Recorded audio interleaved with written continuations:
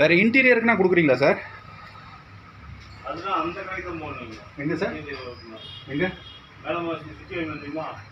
மேலமாசி நதி சிட்டி அனுப்பிங்க. ஆமாம், அந்த கடைக்கும் அந்த மரவர் சாவடி பக்கத்துலையா? மேலமாசியில் மீனாட்சி ஃபேன் ஹவுஸ் பெரிய கடை இருக்கா?